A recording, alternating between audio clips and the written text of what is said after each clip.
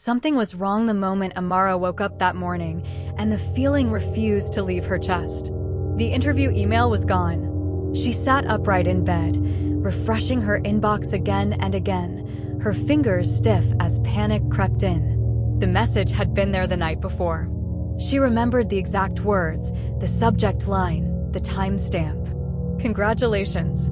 You've been shortlisted." Now it had vanished like it had never existed. She searched spam, trash, archived folders, even old drafts, but the space where hope had lived was empty. Her phone buzzed on the bed. A message from Tessa appeared. "Big day today. Don't be nervous." Amara stared at it, confused. She replied that the email had disappeared. Minutes passed before Tessa answered, suggesting maybe the company had canceled the interview or made a mistake. The reassurance felt thin, rehearsed, but Amara brushed the thought aside. Tessa had been her best friend since university. They had shared classrooms, dreams, and endless late-night talks about the future. They both wanted the same job, the same firm, the same escape from mediocrity. But Amara had been the one shortlisted. That had been the plan. By evening, the rejection email arrived. Cold, short, final. No interview. No apology. No explanation. Amara felt something break quietly inside her. She sat on the floor for a long time, staring at the screen, unable to cry. When Tessa came over, she wrapped Amara in her arms and whispered comfort, stroking her hair, saying things would work out. But behind the softness was something else, something sharp and hidden. A relief Tessa did not bother to mask well enough. Life slowly tilted after that.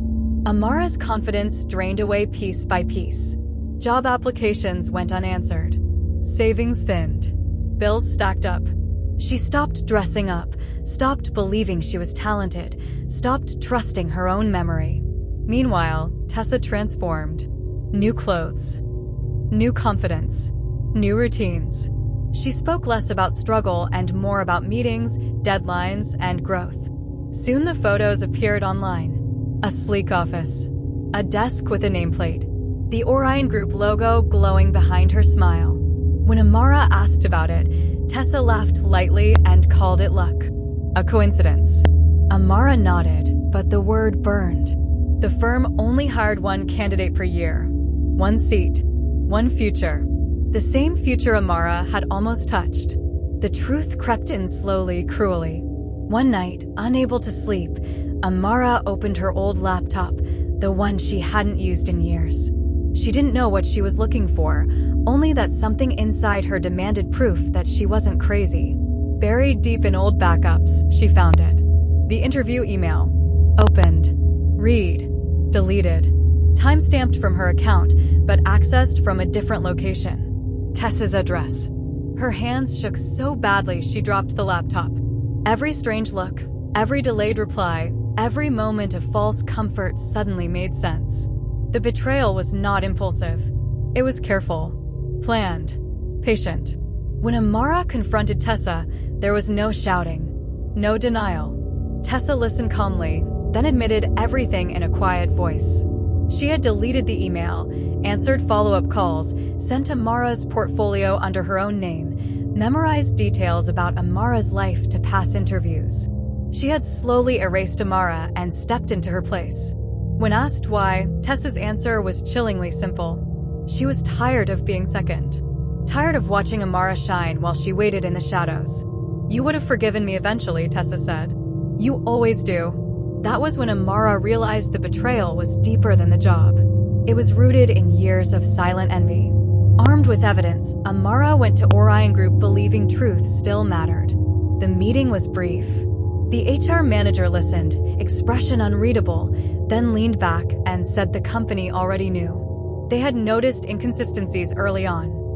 They had chosen silence. Tessa's performance was strong. Public scandal was bad for business. Amara was not worth the risk. The air left her lungs. She argued. She begged. She demanded justice. The response was polite and final. Security escorted her out. Weeks later, Tessa was quietly let go.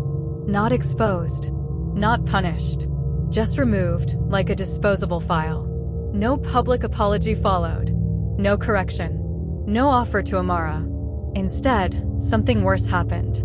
Calls stopped coming. Interviews vanished. Recruiters ghosted her. Her name became toxic. When she spoke about what happened, people smiled politely and looked away. Whispers followed. Jealous, unstable, bitter. Even her family began to worry. Her voice sounded frantic. Her stories repetitive. Her eyes hollow. Years passed. Amara aged quietly. The city moved on. Orion Group grew larger, richer, untouched. One rainy evening, Amara stood across the street from the building, watching employees stream out laughing, holding laptops, living the life she had lost without ever being given a chance to fight for it. The glass reflected her face back at her, older, thinner, invisible. She finally understood the most painful truth of all. Betrayal does not always end with revenge. Sometimes it ends with silence. Sometimes the villain is rewarded. Sometimes the person who stole your dream gets to live it freely, while you carry the weight of what could have been forever. Amara turned away, disappearing into the crowd, another forgotten story buried beneath success, proof that not every injustice is corrected and not every truth is enough. If you enjoyed the story, please don't forget to like and subscribe.